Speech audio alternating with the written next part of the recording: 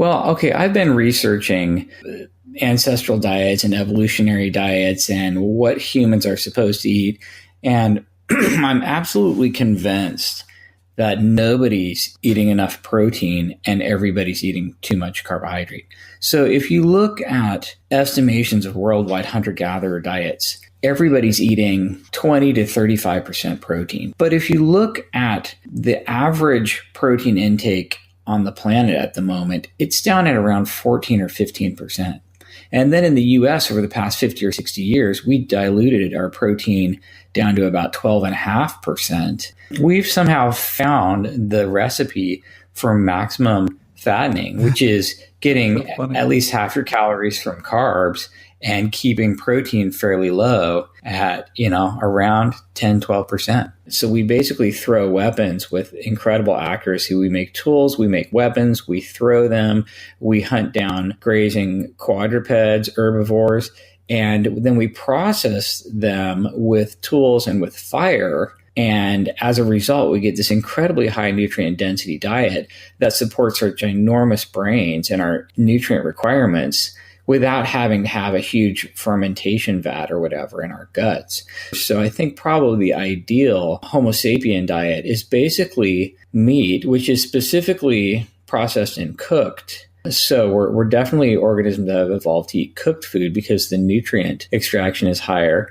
And then we eat opportunistically things like low sugar fruits and small plant underground storage organs like tubers. Today, we have bred all our cultivated grocery store fruits to have like an obscene amount of sugar in it. So now a grocery store banana has 29 grams of sugar in it, and it's so high in sugar that you cannot feed it to a zoo primate, which will get dental disease or diabetes. The fact that we've cultivated all these things to maximize energy yield and sugar yield. And in the process of maximizing the energy yield, you dilute out the protein, the fiber, and the micronutrients like minerals. So we see protein and mineral dilution and all this energy to the point that it's more energy than people need.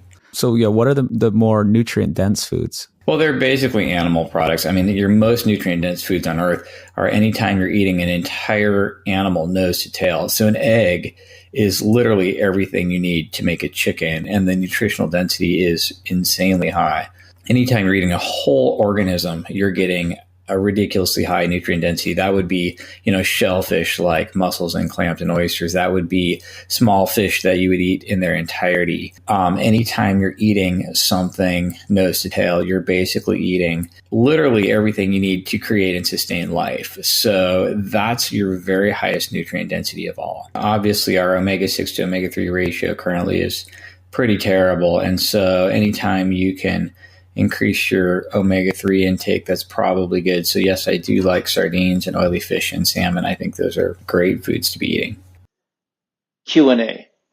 How to conveniently eat an animal nose to tail? Small fish, sardines, eggs, shellfish, all are nose to tail. Liver, organs of animals, bone broth, or desiccated organs as supplements, for example, ancestral supplements from New Zealand and heart and soil supplements from America and many others. Your body is actually battery powered. You are a battery powered machine, and you have a chemical battery, which is basically stored saturated body fat. So you're only supposed to be eating maybe 10% of your existence, or 5%, or 1%. And the rest of the time, you're supposed to be running off of stored body fat. So your body has to be tuned for what it's doing most of the time, which is literally just running almost all your metabolism off of stored body fat, and really just only using glucose when your maximum energy output needs go up to 80, 90, 100%, like you're sprinting from a saber-toothed tiger or something. So your body's tuned to just run off of saturated fat all the time. And then you use glucose for emergencies. So when you overload your body with glucose all day, every day, you're kind of forcing yourself to be in this fed state nonstop. So you actually downregulate your ability to just run your mitochondria off of saturated fat, which is what they're designed to do. Looking at it through an evolutionary lens, we would hunt and gather. You're basically running off of stored body fat most of the time. And then you get a whole bunch of food together and you cook it and you eat it. And then you rest and digest. And then it all starts all over again. So what's not really evolutionary appropriate, I don't think, is to just eat all day long. Like roll out of bed, immediately eat something. Just have food right there and eat it.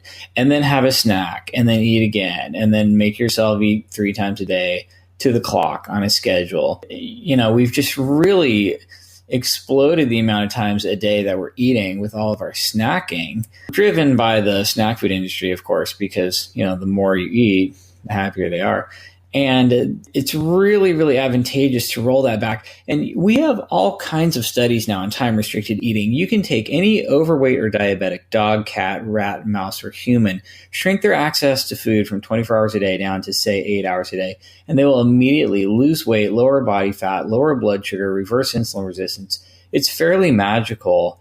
And I am a huge fan of time-restricted eating. I personally do a 16-8 every day, this sort of lean gains protocol where I skip breakfast and then just eat lunch and dinner in an 8-hour window. And I think that's a really great hack for a lot of people. If you're lean and you're healthy and you have plenty of headroom in your adipocytes and you're mostly running off of fat, so you're pretty good at doing that and you're really in touch with hunger and satiety, I think that people can get away with these cheats, especially if they're doing some intermittent fasting to deplete liver glycogen, doing a lot of exercise to turn over muscle glycogen. Insulin is basically just signaling the fed state. And I think the secret there is to keep it pulsatile. You just don't want high insulin all the time. You really don't want to eat a handful of Skittles every 2 minutes for 24 hours. It's probably bad. With eating fat and protein rich foods instead of carbs, they have a higher satiety factor. So you tend to be full, right? I feel like that's a huge thing that people don't really understand. Protein is the most satiating macronutrient,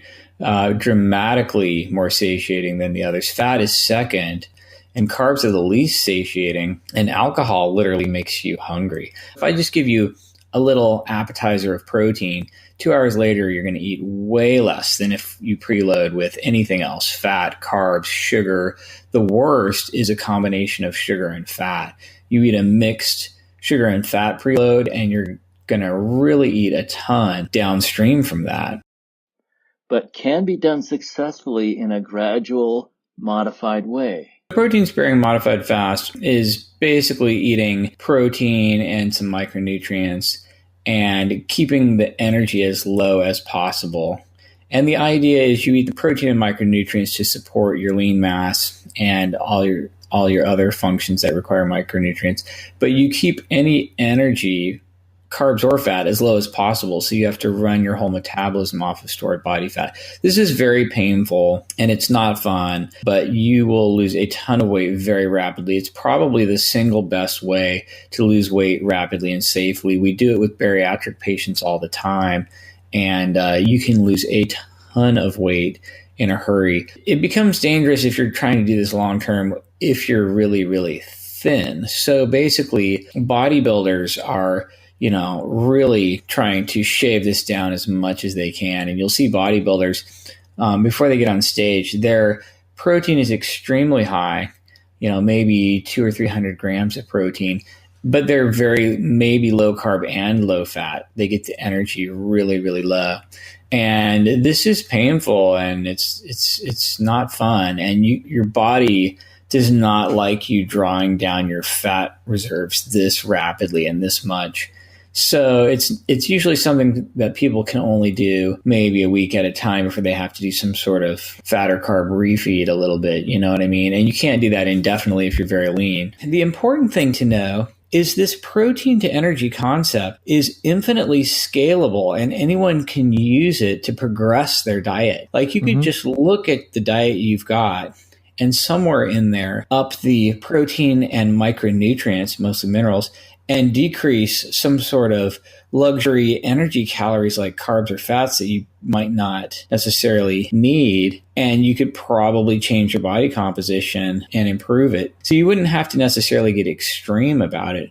You could just make some little tweaks. This is something someone could do more gradually too, with the same concept. It's like you're just headed towards a protein-sparing modified fast, even if you're not really doing the full-on protein only. Problem with just not eating or just drinking juice, like giving yourself a little bit of glucose, the outcome of all of that type of dieting is the same. You're going to lose equal amounts of fat mass and lean mass. Like it's really 50-50. If you just stop eating or you just eat a couple hundred calories of juice every day, you're going to lose fat mass and lean mass equally. And that is not good. And you're going to be hungry. You're going to lose lean mass. And you might not set your set point lower. You might regain all your fat and maybe or maybe not regain your lean mass. And you probably haven't reset your body's set point, this sort of weight that your body wants you to be at. Well, first of all, your whole goal is to get the highest lean mass and the lowest fat mass that you possibly can, because then you're going to be the most insulin sensitive and you're going to have the most metabolic flexibility. This is kind of the ultimate goal, right? Highest lean mass, lowest fat mass. And the way you achieve that is make sure you're eating plenty of protein and minerals and micronutrients so you have everything you need for lean mass, and then just eating less energy. When people go on these diets where they cut down all the macros together, if you're just like, okay, I'm going to keep eating cheeseburgers and fries, just less of it. Well, now you've gone from your protein was probably too low to begin with to your protein's really too low, and you're going to lose lean mass, and you're probably going to regain all your weight when you're done eating that way because you're going to be starving. So if you go back and look at the obesity graph, right, we've all seen the obesity graph. Somewhere in the 70s, it took this sharp uptick and then just took off, and it's been climbing ever since.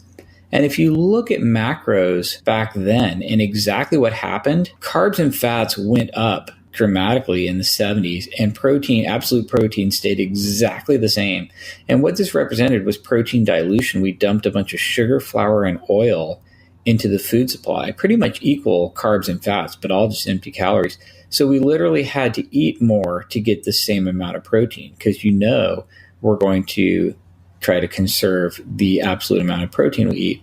And that, honestly, if you run the numbers, that really could explain the entire obesity epidemic. And it was basically turning to bulk refining and transportation of sugar, flour, and oil. All of a sudden, every grocery store in the country had all these processed foods that had a lot of protein dilution with sugar, flour, and oil, because these foods are cheap and they have really long shelf life and they're a lot more portable and they were convenient, and everyone just started eating this stuff. Here's the question.